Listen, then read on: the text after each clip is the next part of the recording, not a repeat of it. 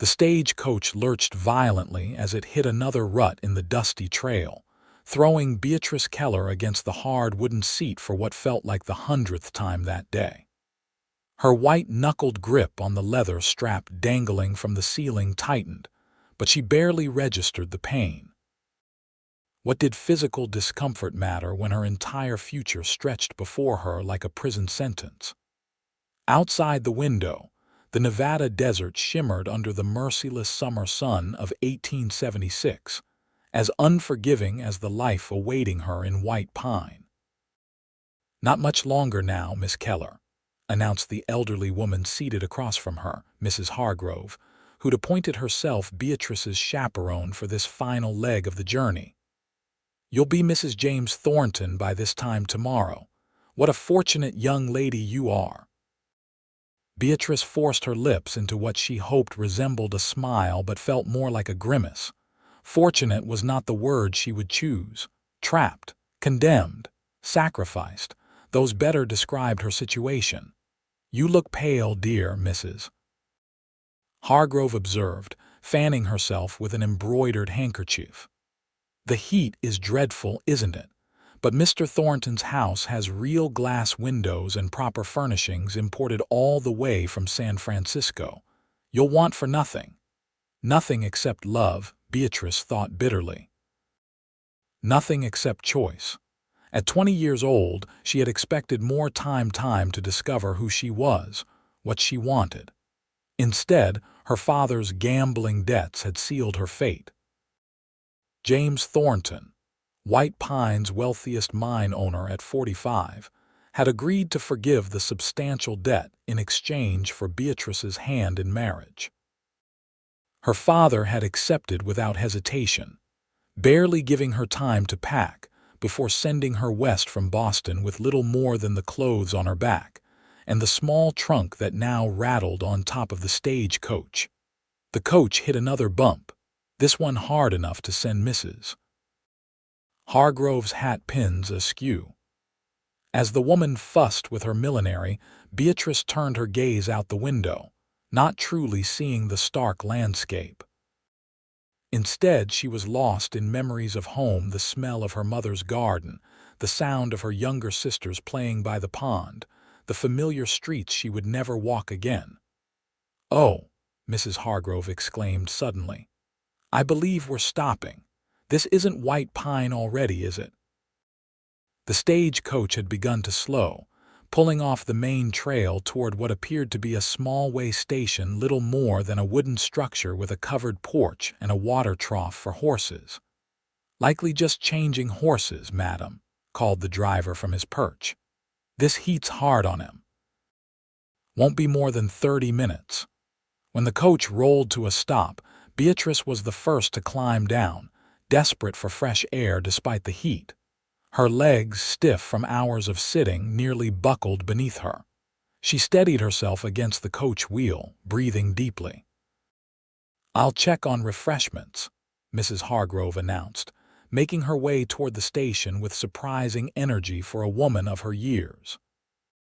Left alone, Beatrice walked a short distance from the coach, stretching her limbs and trying to quiet the panic that had been her constant companion since leaving Boston. In less than a day, she would be married to a man she had never met, bound by law and God to honor and obey him until death. The thought made her stomach churn.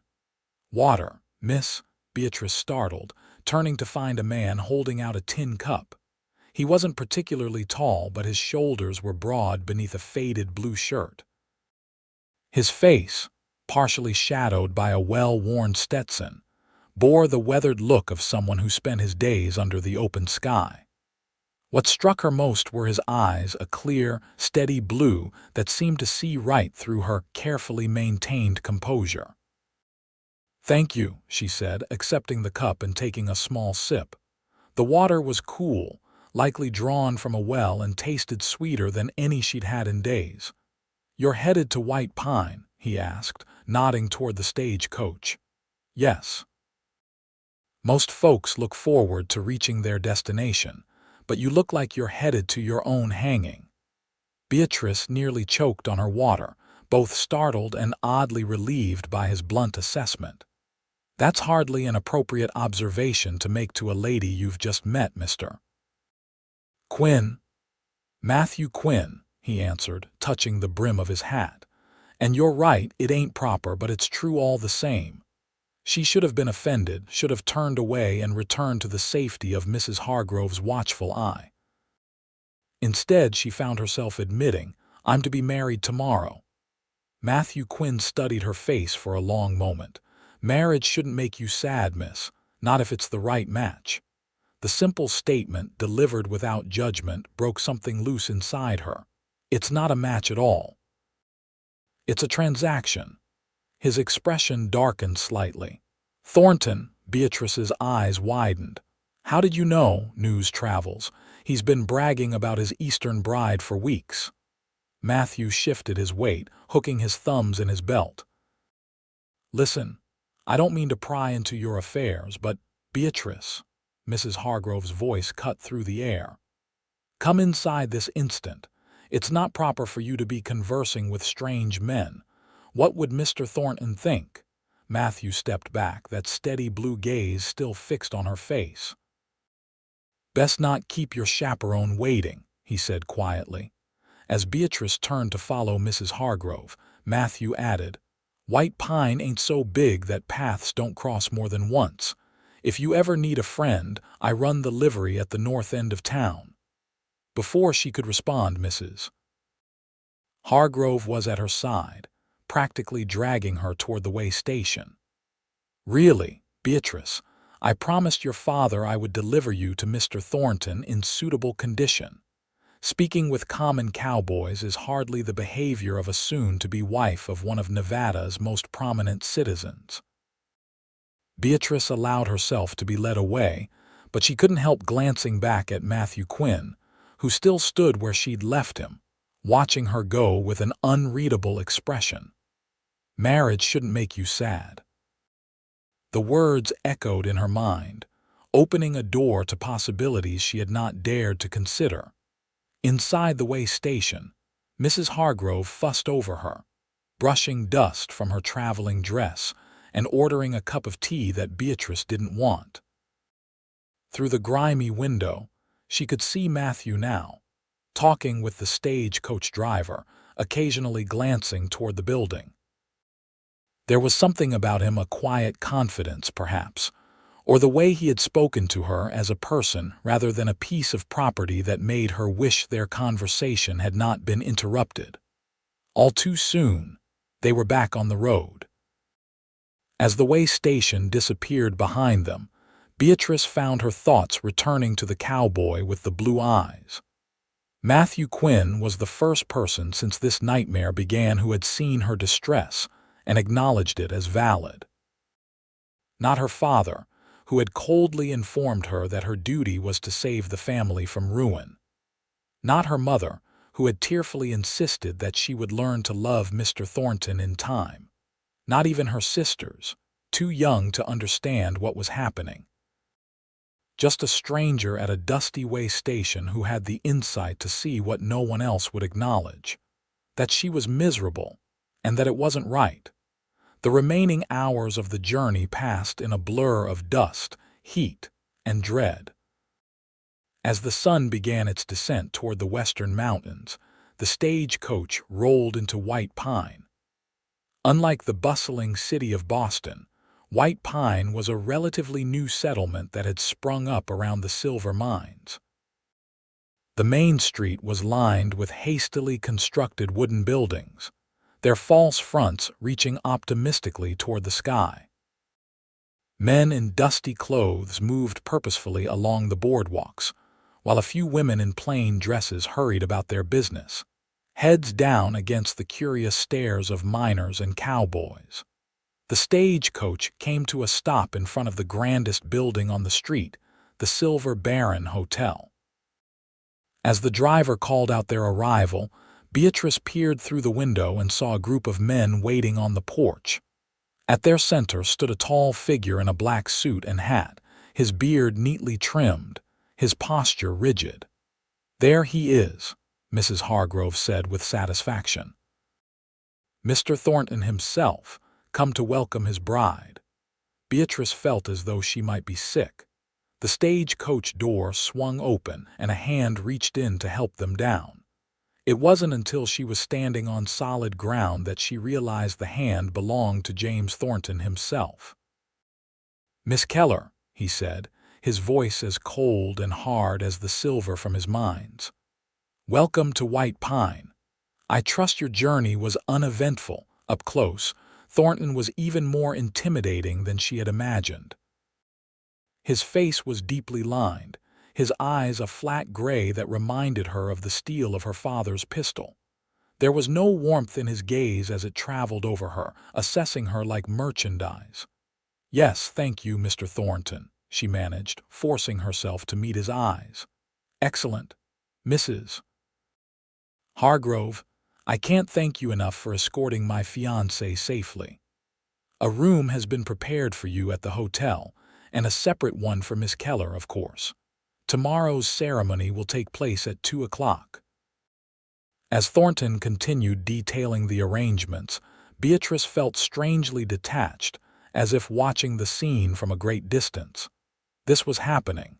Tomorrow she would become Mrs. James Thornton, bound to this cold-eyed stranger for life.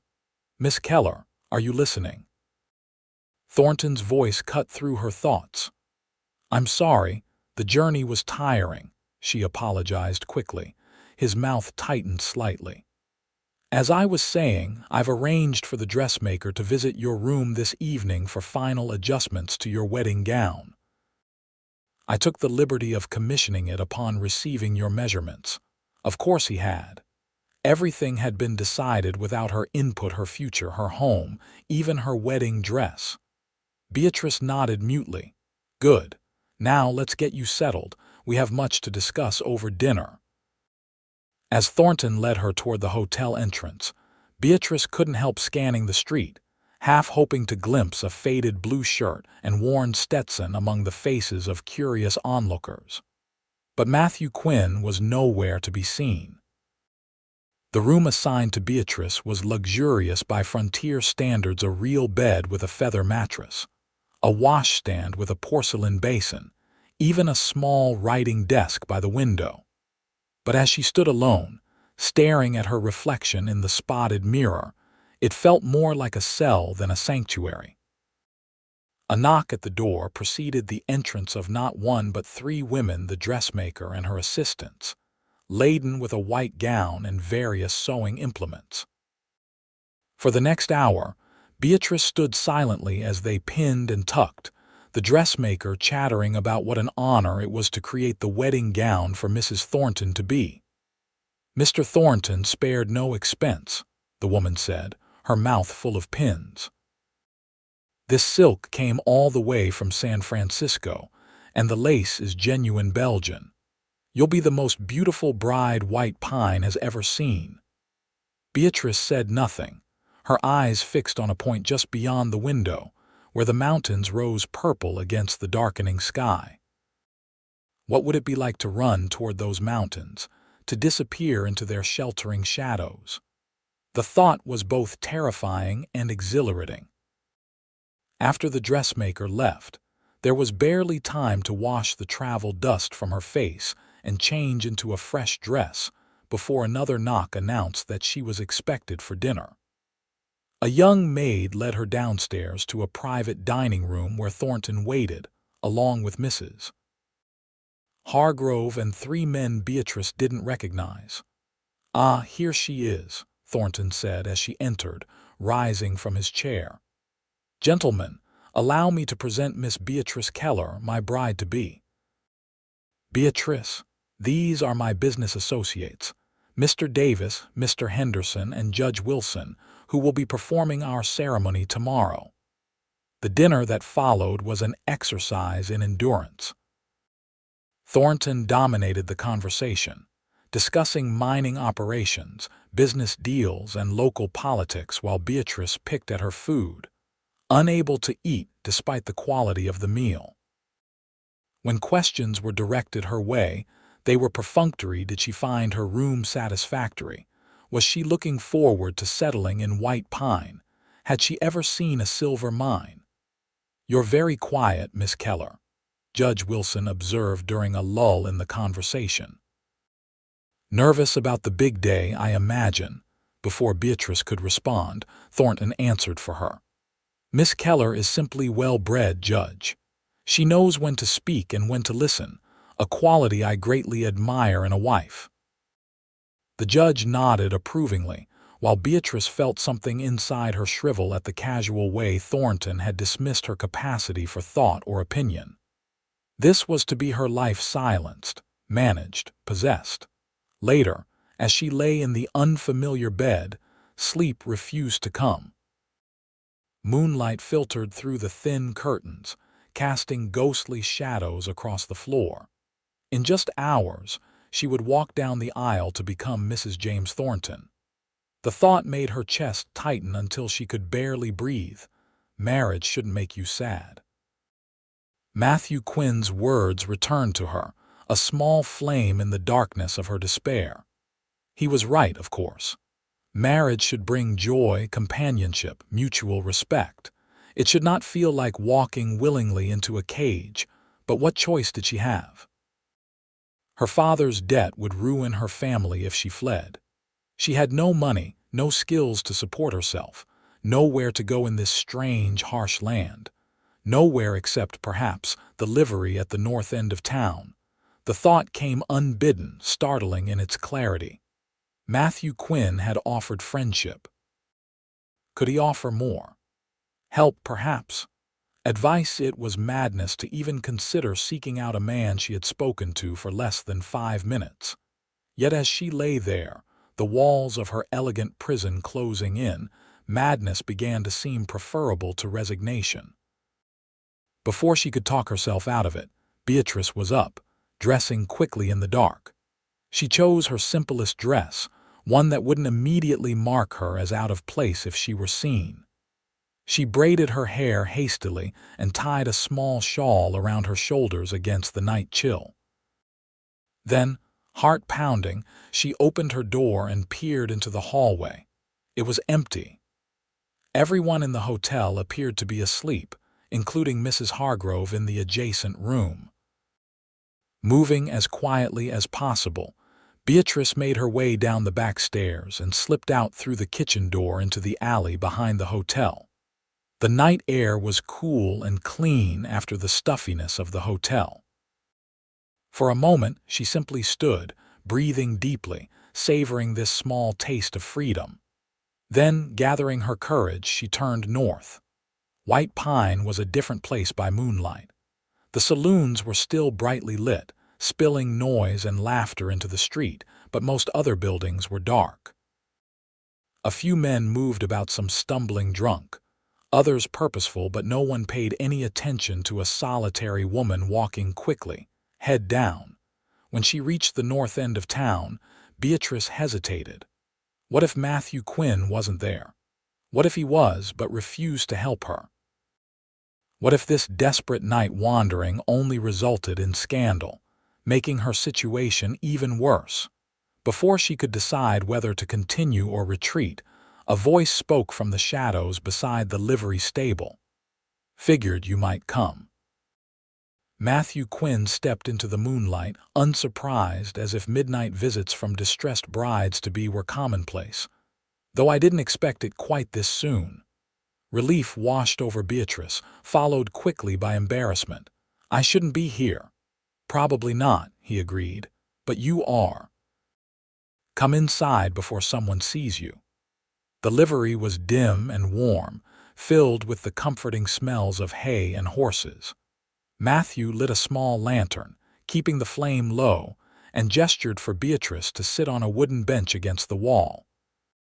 He remained standing, leaning against a support beam, his expression thoughtful. "I'm sorry," Beatrice began, suddenly aware of how improper, how desperate this must appear. "I don't know what I'm doing here." "I think you do," Matthew said quietly. "You're looking for a way out." The blunt assessment left her speechless for a moment.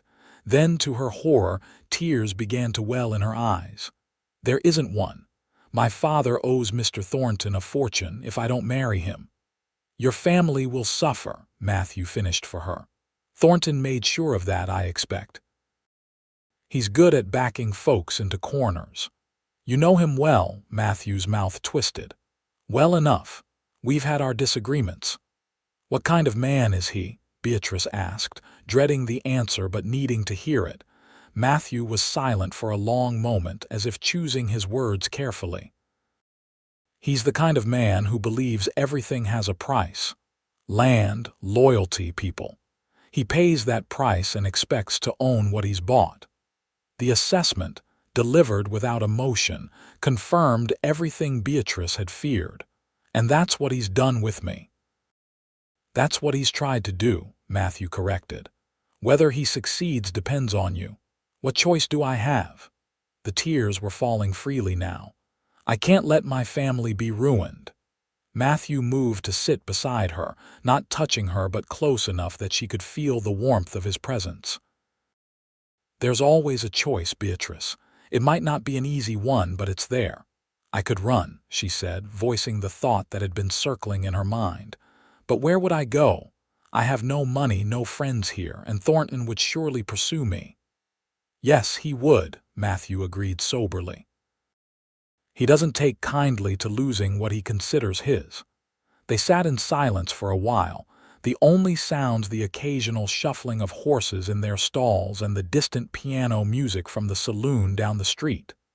I should go back, Beatrice finally said, rising. This was foolish.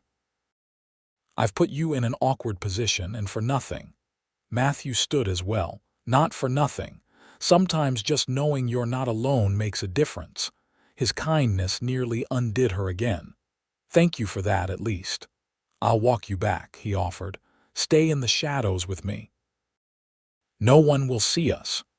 True to his word, Matthew guided her through back alleys and empty lots, avoiding the main street with its saloon crowds. They moved in silence, Matthew occasionally touching her elbow to direct her around an obstacle in the dark.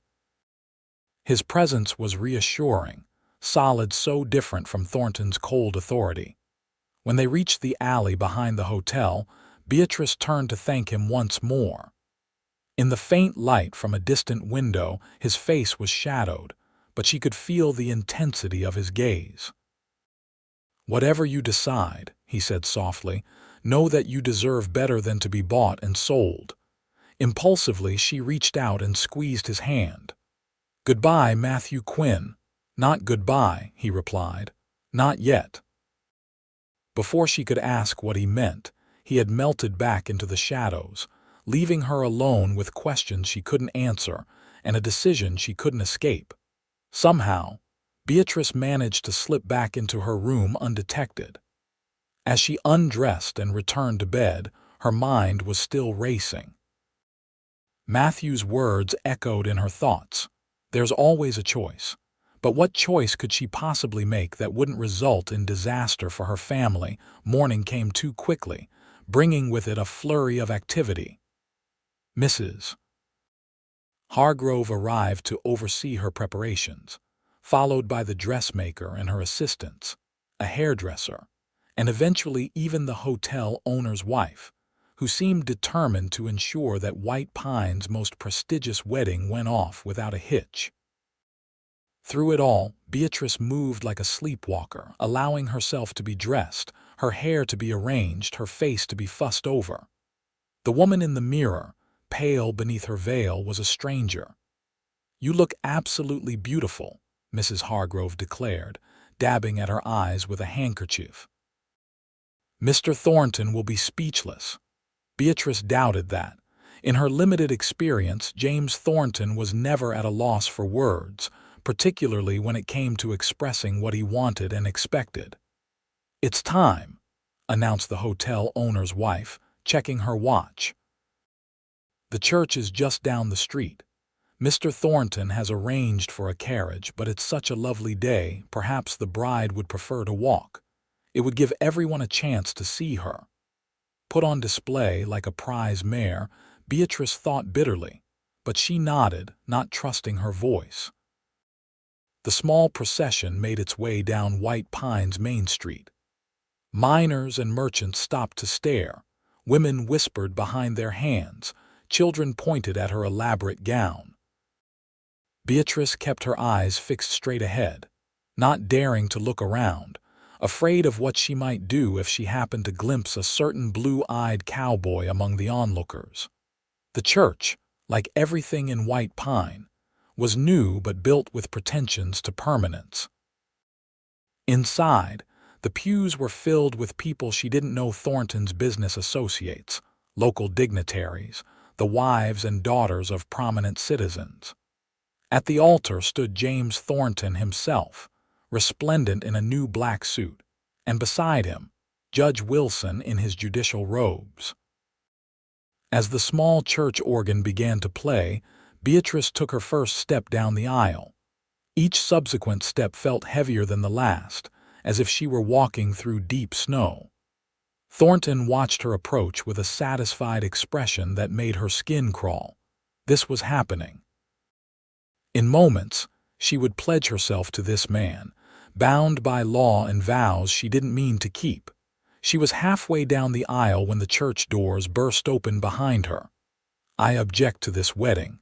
The voice was unmistakable.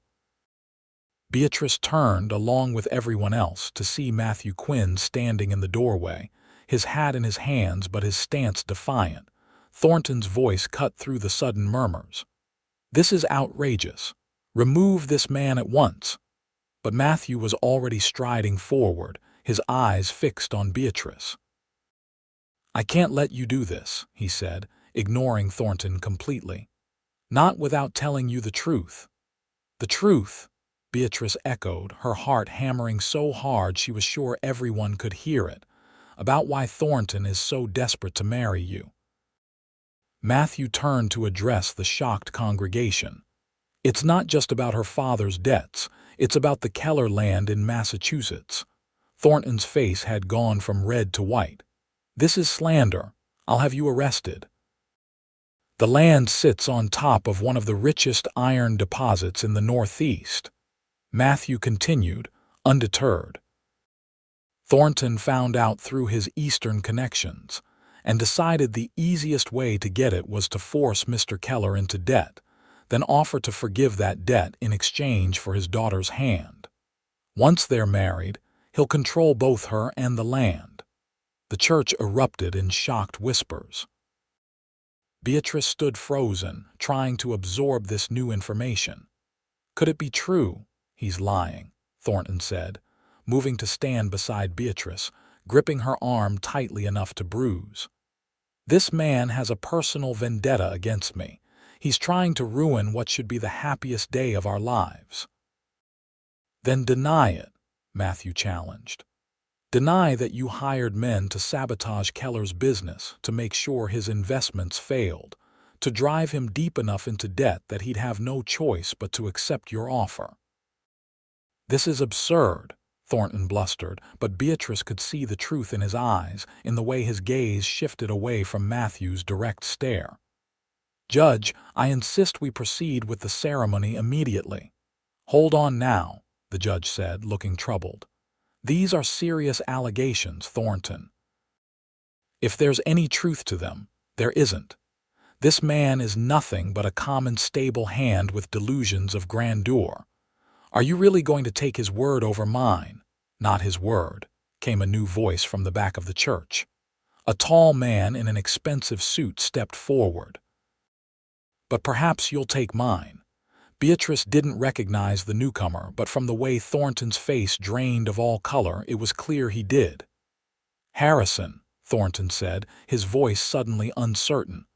"What are you doing here?" "Ensuring that justice is done," the man replied calmly. "When Mr. Quinn telegraphed me about his suspicions, I took the liberty of investigating Mr. Keller's financial records. The pattern of sabotage is quite clear once you know what to look for." "You had no right." "I had every right, as head of the mining commission that oversees your operations, Thornton. Just as I have the right to question how you've acquired other properties in the past." The church had gone completely silent, every eye fixed on the unfolding drama. Beatrice felt as if she were watching a play rather than experiencing the collapse of her own wedding. "Is it true?" she asked, turning to Thornton, pulling free of his grip. "Did you deliberately ruin my father?" Thornton's expression hardened. "Business is business. The land is valuable. Your father was a fool who didn't recognize what he had. I simply accelerated the inevitable." The casual cruelty of his admission struck Beatrice like a physical blow. "And me? Was I just part of the transaction?" "You were a convenient solution to a potential problem," Thornton said coldly. "A wife can't testify against her husband, after all, and you're not unattractive, despite your obvious lack of proper breeding." His gaze flicked dismissively toward Matthew. "As evidenced by your association with this person." Before Beatrice could respond, the man named Harrison stepped forward. "James Thornton, I'm placing you under investigation for fraud, market manipulation, and criminal conspiracy. I suggest you come with me voluntarily." "This is preposterous. I am the most respected man in White Pine." "Not anymore," someone called from the pews, and the tension broke as people began to talk all at once, some defending Thornton, others condemning him, the volume rising until Judge Wilson was forced to shout for order. In the chaos, Matthew moved to Beatrice's side. "Are you all right?" She wasn't sure how to answer. Her wedding had just collapsed spectacularly. Her fiancé had been revealed as a criminal who had deliberately ruined her family, and she was standing in a church full of strangers in a wedding gown that suddenly felt as heavy as armor. "I don't know," she admitted honestly. "I'm sorry about all this," Matthew said, gesturing at the commotion.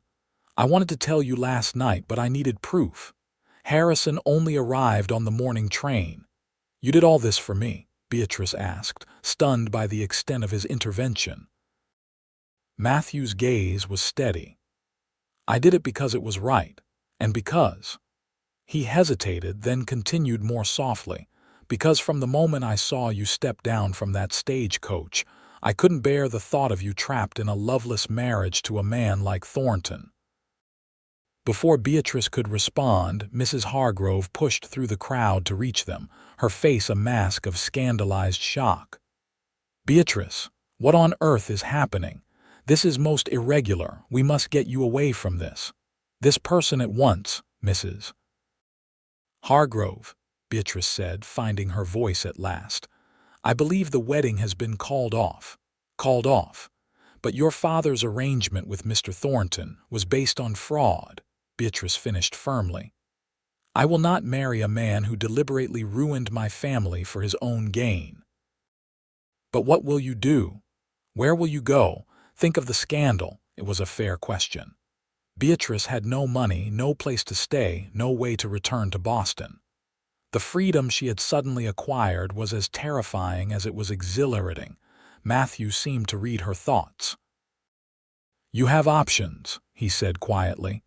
"Harrison will need your testimony against Thornton. With his influence, he can probably help recover some of what your father lost." "And until then?" Beatrice asked. "Until then, White Pine has a respectable boarding house for single ladies, run by a widow named Mrs. Chen. She's strict but fair." He smiled slightly. "And she happens to owe me a favor for helping her son when his wagon broke down in a thunderstorm last year." Beatrice's head was spinning with the rapid changes in her circumstances. An hour ago, she had been walking toward a future of comfortable misery as Mrs. James Thornton. Now, she was standing amid the wreckage of that future, facing uncertainties she had never anticipated. "I need some air," she said abruptly, and without waiting for a response, she turned and walked quickly down the aisle, past the buzzing congregants and out into the bright sunlight. Outside, she gulped in the fresh air, trying to steady herself. The elaborate wedding dress felt ridiculous now, its weight and constriction a perfect metaphor for the life she had nearly been forced into. Impulsively, She reached up and removed the veil, letting it flutter to the ground beside the church steps. "You might want this back," said a voice behind her, and she turned to see Matthew approaching, her shawl in his hands. "It's still yours, even if the wedding's off." Beatrice accepted the shawl, draping it around her shoulders in a futile attempt to look less like a bride. "Thank you." "For this and for everything else," Matthew shrugged, looking almost embarrassed. "Like I said, it was the right thing to do. How did you even know about my father's land?" "I didn't, not specifically. But I've crossed paths with Thornton before, and his pattern is always the same. He finds something he wants, then manipulates circumstances until he gets it. When I heard him boasting about his Eastern bride whose family had conveniently fallen on hard times, I got suspicious. Harrison did the real investigating."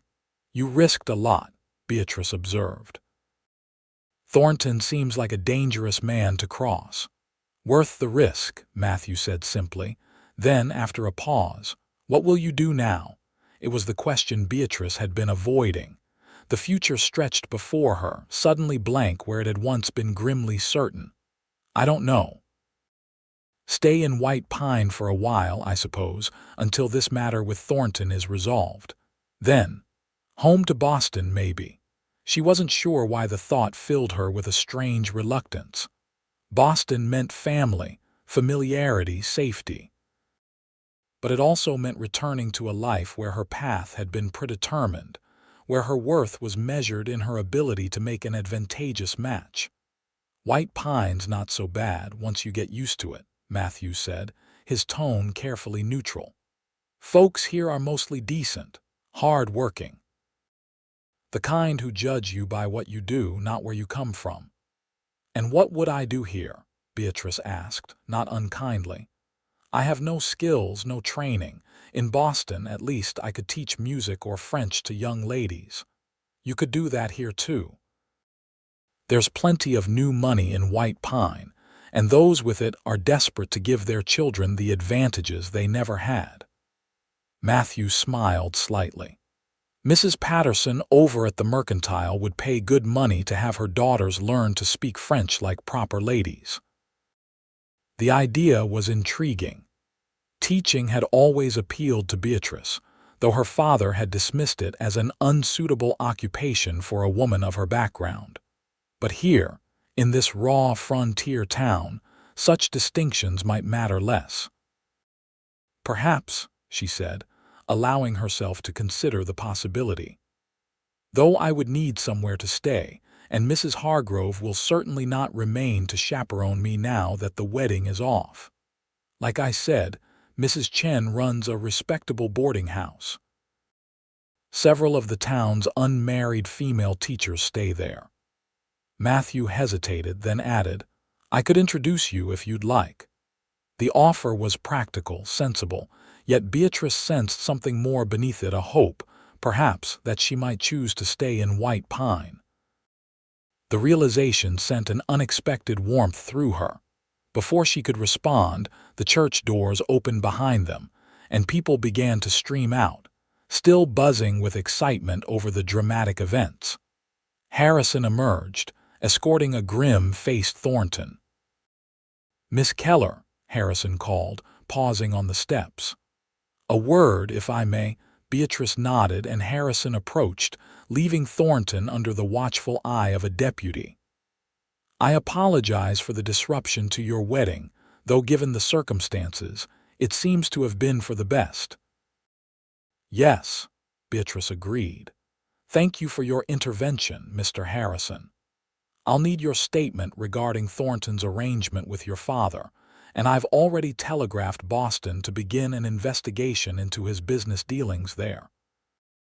With luck, we may be able to recover at least some of your father's losses." "What will happen to Mr. Thornton?" Harrison's expression was grave. "That depends on the extent of his crimes, which I suspect are considerable. At minimum, he'll face significant financial penalties. At worst, prison."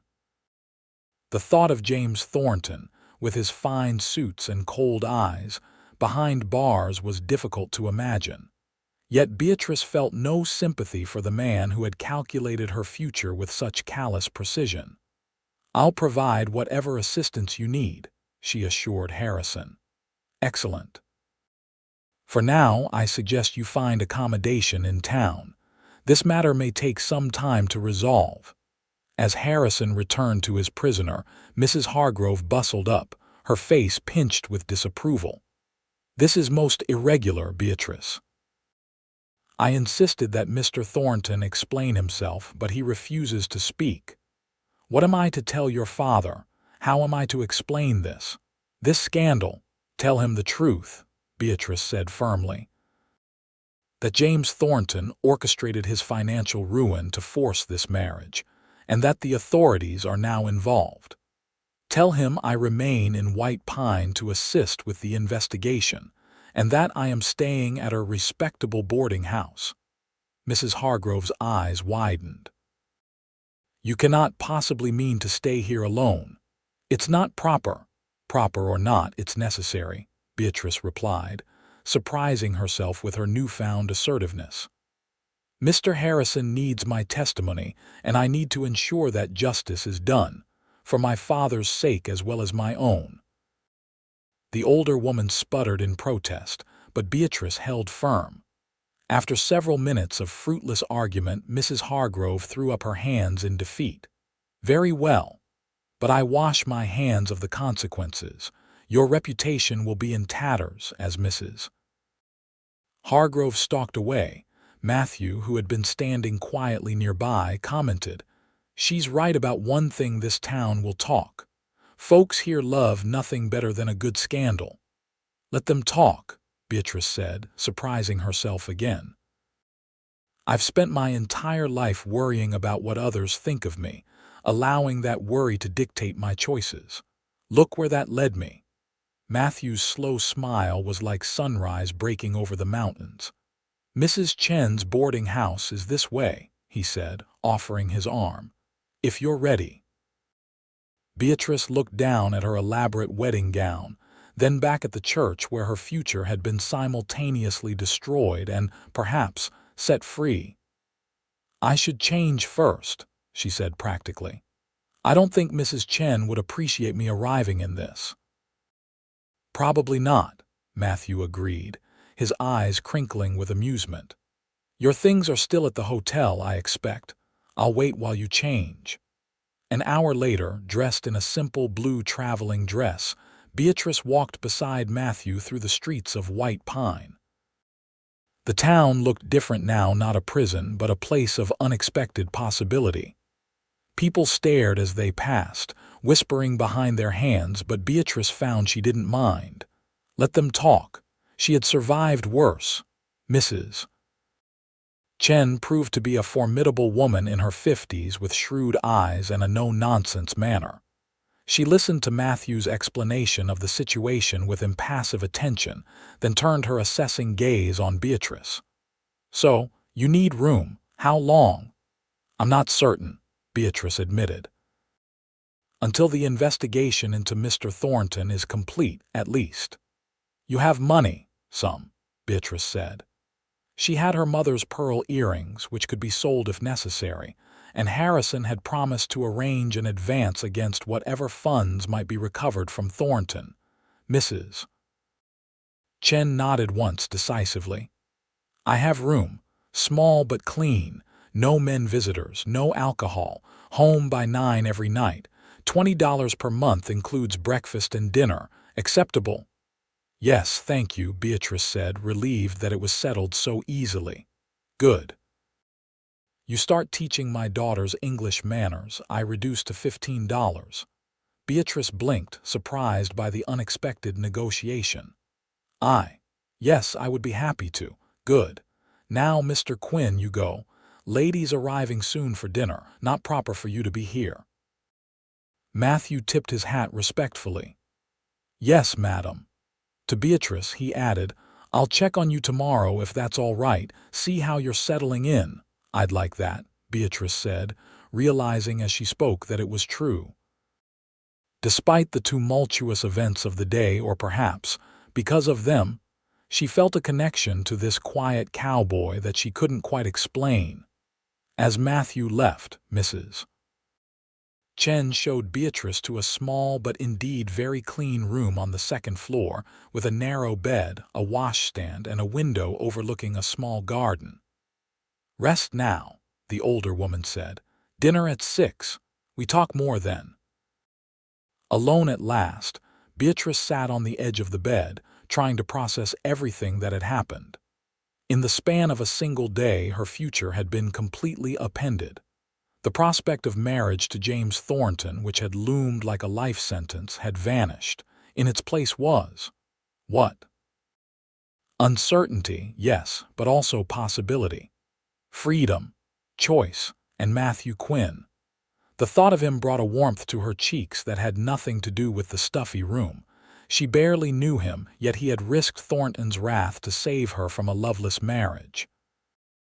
His kindness, his steady presence, the way he looked at her as if truly seeing her, all of it stirred feelings she had never experienced with any of the polite, proper young men her parents had introduced her to in Boston. Marriage shouldn't make you sad. His words from their first meeting echoed in her mind. Such a simple observation, yet it had illuminated the wrongness of her situation in a way nothing else had. Marriage shouldn't make you sad. And perhaps, someday, with the right person, it could bring joy instead. But that was a thought for another day. For now, she had a new life to build, one step at a time. The weeks that followed were a blur of activity. Harrison's investigation into Thornton's business dealings revealed a pattern of fraud and manipulation stretching back years. Beatrice provided her testimony, detailing the arrangement Thornton had made with her father and the circumstances of her journey to White Pine. Each revelation seemed to strengthen the case against him. Meanwhile, Beatrice began to establish herself in the town. Mrs. Chen's prediction proved accurate. There was a surprising demand for a teacher of refined Eastern ways among White Pine's more prosperous families. Beatrice found herself giving lessons in French, music, and proper etiquette to the daughters, and occasionally sons, of miners who had struck it rich and merchants who had profited from the town's boom. The work was satisfying in a way she hadn't expected. These children, growing up in a rough frontier town, were eager to learn, unburdened by the rigid social expectations that had constrained Beatrice's own childhood. She found herself adapting her teaching methods, blending the formal education she had received with a more practical approach suited to the realities of life in Nevada. And through it all, Matthew Quinn remained a steady presence. He would appear at Mrs. Chen's boarding house every few days, ostensibly to update Beatrice on the progress of Harrison's investigation. But their conversations soon expanded beyond that limited topic. Beatrice learned that Matthew had come west after the war, working cattle drives before settling in White Pine when the silver boom began. He had saved enough to purchase the livery, which provided a decent living. Not as grand as Thornton's mine, he admitted during one of their talks on Mrs. Chen's front porch, carefully chaperoned by the watchful landlady through the window, but honest work. "I think I prefer honest work to grand schemes," Beatrice replied. "There's a satisfaction in it that I never found in Boston society." Matthew studied her thoughtfully. "You've changed since you arrived." "Have I?" You smile more. You stand straighter. You look people in the eye. Beatrice hadn't realized the changes were so visible, but she knew they were real. The helpless despair that had accompanied her on the journey to White Pine had given way to a growing confidence.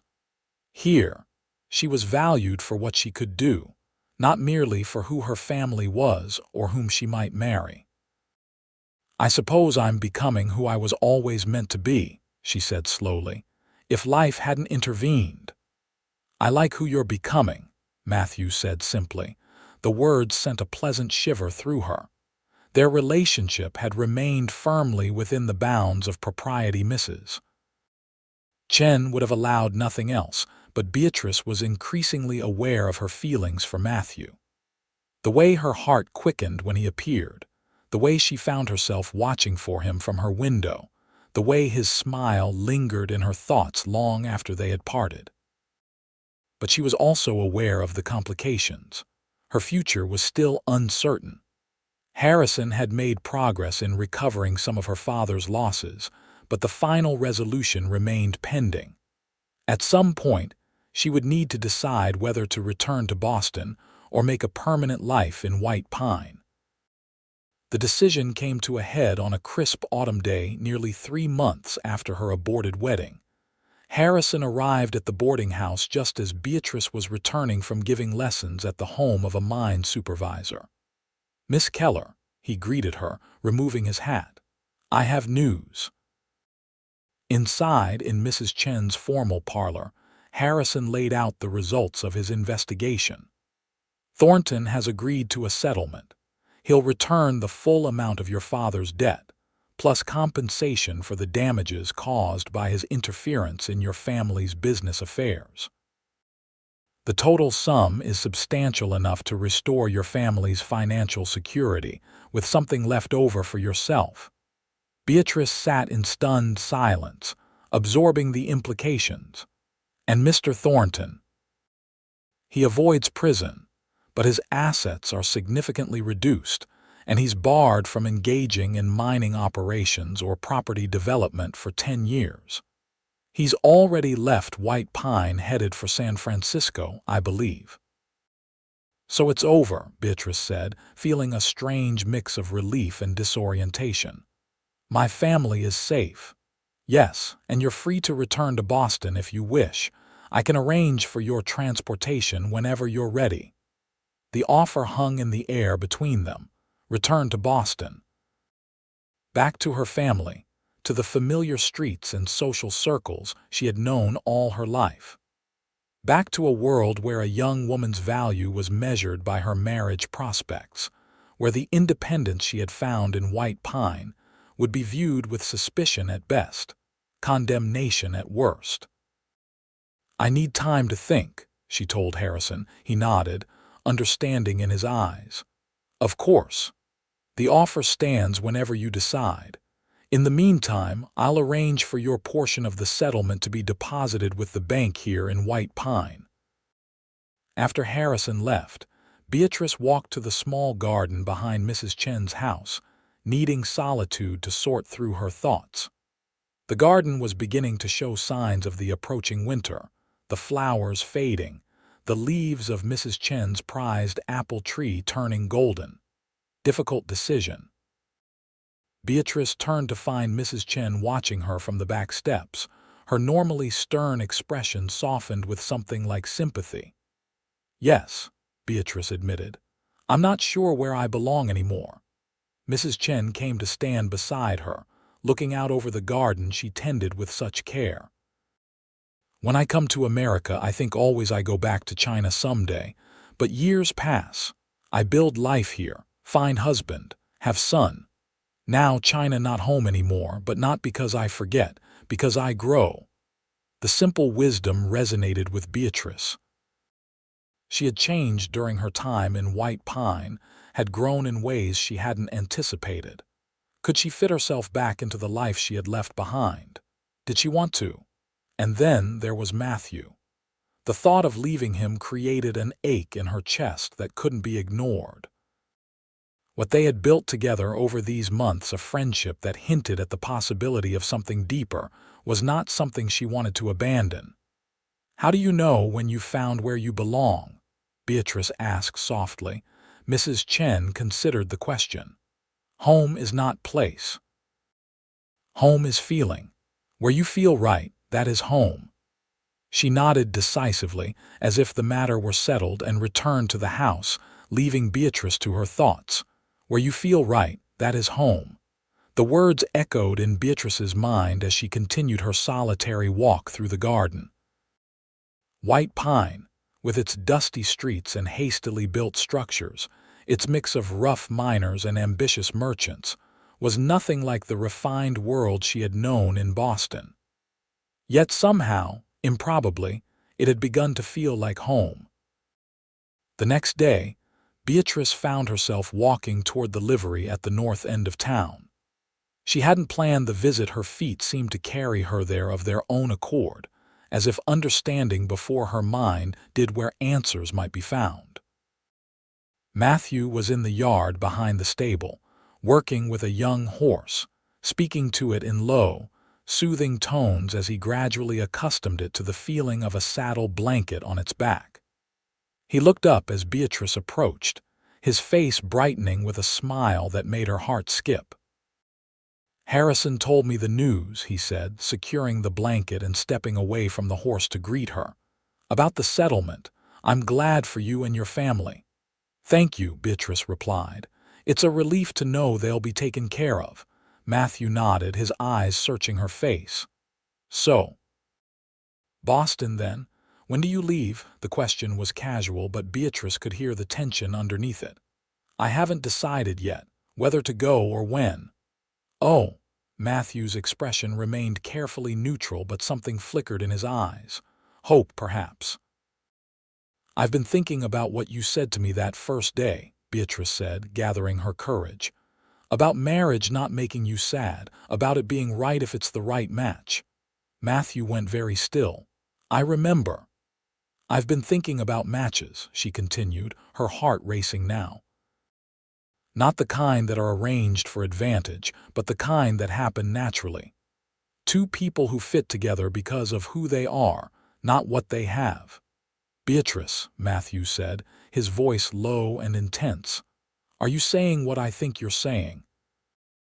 "I'm saying that I've found something in White Pine that I never had in Boston. Independence, purpose, and you." She met his gaze directly.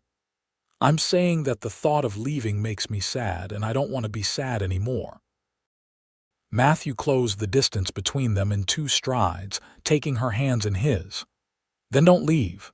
Stay. Build a life here with me if you want." "Is that a proposal, Matthew Quinn?" Beatrice asked, smiling through the tears that had suddenly appeared in her eyes. "Not yet," he said, returning her smile. "Mrs. Chen would have my hide if I proposed without doing things proper, but soon, if you'll allow it, when you're ready." Beatrice squeezed his hands, feeling a joy so powerful it seemed to illuminate her from within. "I think I'm ready now." Matthew's smile broadened. "Then I'll speak to Mrs. Chen today about calling properly, and I'll write to your father asking his blessing, though I have considerably less to offer than Thornton did." "You have everything that matters," Beatrice said softly. "Kindness, honor, and the good sense to know that marriage should bring joy, not sadness." "I'll do my best to bring you joy every day," Matthew promised, his voice thick with emotion, "if you'll do me the honor of becoming my wife." "Yes," Beatrice said simply. "Yes, I will." The wedding took place the following spring, after a proper courtship conducted under Mrs. Chen's watchful eye. It was a small ceremony, nothing like the elaborate affair that had been planned for Beatrice and Thornton. Beatrice wore a simple dress of pale blue, with wildflowers in her hair instead of an expensive veil. The church was filled not with business associates and local dignitaries, but with friends, the families whose children Beatrice had taught, Mrs. Chen and her son, Harrison, who had traveled from San Francisco for the occasion, and even a few of Matthew's cowboy friends from his cattle drive days. Most surprisingly, Beatrice's parents and sisters had made the journey west after receiving her letter explaining her decision to stay in White Pine. Her father, chastened by his narrow escape from ruin and grateful for Matthew's role in exposing Thornton's scheme, had given his blessing to the match. Her mother, initially skeptical, had been won over by the obvious happiness radiating from her daughter. As Beatrice walked down the aisle toward Matthew, who waited for her with wonder and love in his eyes, she remembered that first journey to White Pine, How miserable she had been, how trapped she had felt.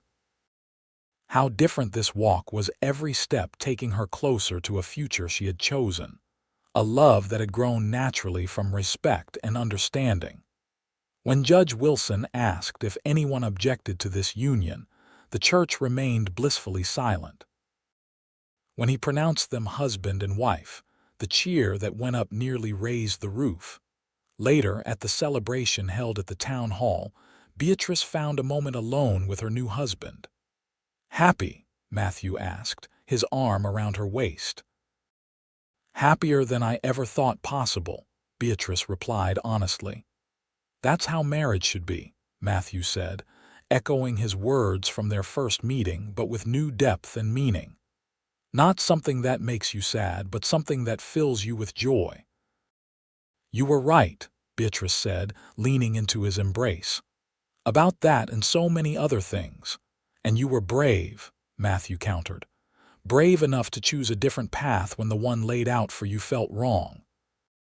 Beatrice looked around at the celebrating townspeople, at her family mingling with her new friends, at the life she had built for herself in this unlikely place. "I chose well," she said softly. "We both did," Matthew agreed, and sealed the sentiment with a kiss that promised a lifetime of joy to come. The years that followed proved the wisdom of their choice. Beatrice continued teaching, eventually opening a small school with the backing of several prominent families in White Pine. Matthew's livery thrived as the town grew, and he expanded into breeding horses, developing a line known throughout Nevada for their strength and intelligence. They built a home on the edge of town, with a garden that reminded Beatrice of Mrs. Chen's and a view of the mountains that never failed to inspire awe. Their family grew too first with the arrival of a son, James, named not for Thornton but for Matthew's father, followed 2 years later by twin daughters, Emma and Charlotte. White Pine changed as well. The silver boom eventually subsided, but unlike many mining towns that faded into ghost towns when the ore ran out, White Pine had diversified enough to survive. It became a center for ranching and trade, a stable community where people put down roots and built futures. Beatrice's parents visited regularly, eventually moving west themselves when her father retired. Her sisters both married, one to a Boston banker, the other, surprisingly, to Mrs. Chen's son, creating a family connection that delighted both Beatrice and her formidable former landlady. Life wasn't without challenges, of course. There were hard winters and dry summers, financial setbacks and health scares. But through it all, Beatrice and Matthew faced each difficulty together, their partnership growing stronger with each obstacle overcome.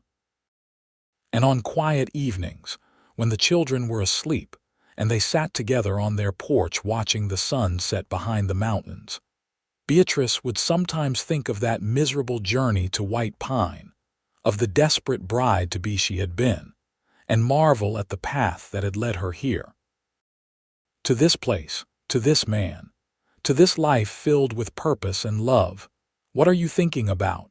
Matthew would ask, recognizing the contemplative look on her face, and Beatrice would smile, taking his hand in hers. "About how sometimes the end of one journey is just the beginning of a much better one." It was a truth they had both discovered in their own ways, that happiness isn't found in wealth or status or even security, but in the courage to follow your heart, in finding someone who sees you for who you truly are, and in building a life where every day, even the difficult ones, is brightened by the knowledge that you are exactly where you're meant to be, with exactly who you're meant to be with. For Beatrice and Matthew Quinn of White Pine, Nevada, that was a fortune beyond price, a love story still being written with each passing day.